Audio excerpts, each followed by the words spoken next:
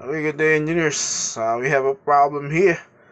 Okay, so this is a sample problem for the tributary area. When you have a uniformly distributed load of 3.5 kilopascal, so that's already written in there onto our problem. So let me continue over its surface area.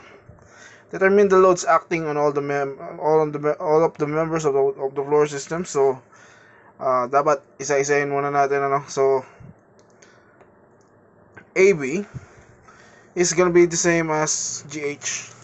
Tama, di ba? Outer beam, tapos same dimensions lang naman yung spacing niya, no? So, ang tributary area natin dyan is kalahati lang naman ng ating spacing. So, parehas lang yan. So, parehas na load ang i-carry niyan. So, AB and GH, you just have to solve for one of those beams. Okay? Tapos, CD and EF. Okay, CD, EF. Just one of these beams. So, meron tayong sample dito. Ayun na nga, AB and GH. So, pinagsama ko na lang. Okay. Tapos, of course, the columns. Before the columns pala, sa girders muna tayo, AG and BH. Okay, so, ayun yung solusyon natin sa baba. Ayun, sa 3.5 kilopascal, multiply mo lang naman yan dun sa width. Okay, so yung naging width natin dito. 2, divide mo lang naman yung, ng kalahati yung 4 meters. So, times 2 lang natin.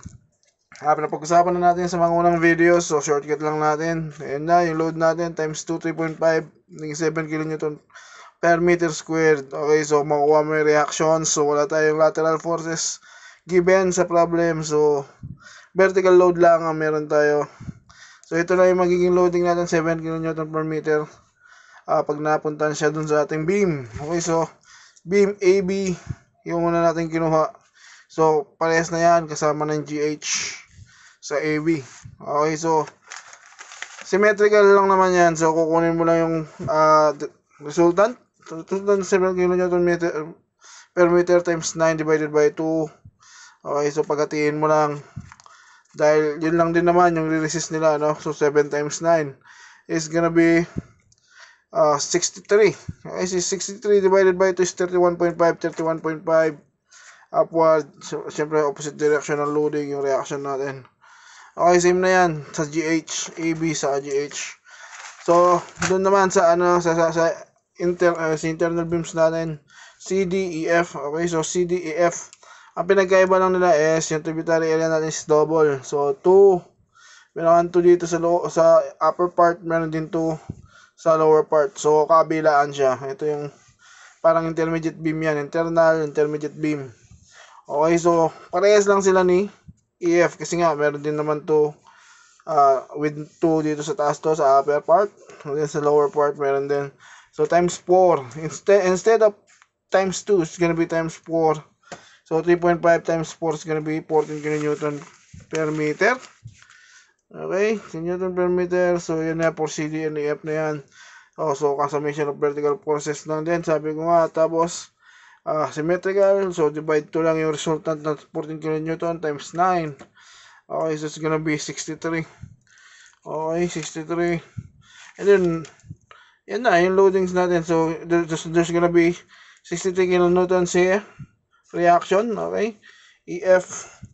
Sa CD, may 63 dyan. 63 sa apat na yan. Sa apat na connections yan sa beam. So, ipapasa yan dun sa girder AG sa BH.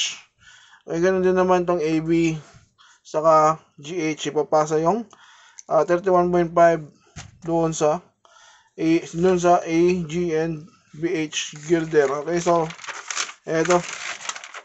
And, yun nga pala, isa lang kailangan natin kunin pag naipasa na. So, dahil symmetrical lang naman yan, so isa lang kukunin natin. AG lang, tapos yun na rin yung loads kay BH. So, ayan.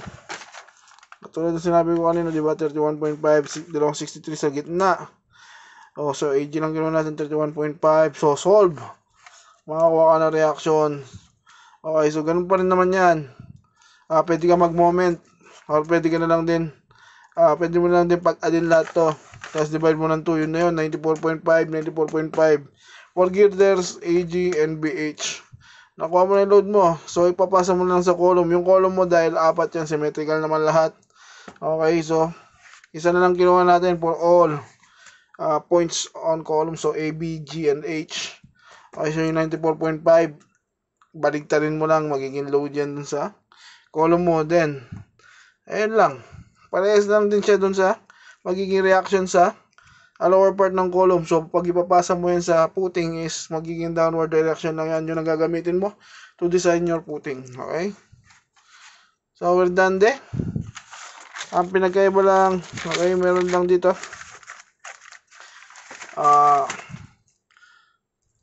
Ang pinagkaiba lang, pag kasama yung dead loads, so, hindi natin sinama yung dead loads kasi dito, pero kapag kasama yung dead loads, kailangan kukuha tayo ng volume nung mismong slab and then volume nitong steel. Okay, dito kasi 3.5 kilopascal lang pinatong natin, pinasa na dun sa beam. So for example, pwedeng live load yun. Pero pag dead loads kasi, okay, yung mismong structure mo na yun. So kailangan mo ng density, specific weight ng ating concrete, specific weight ng steel in order for you to solve for the equivalent weight. Okay, equivalent weight or equivalent load na makukuha mo from that. Per linear of your beam, kung ilan yung i-carry niya, no? So dadagdag mo yun dito sa loading, pagsasamahin mo yan.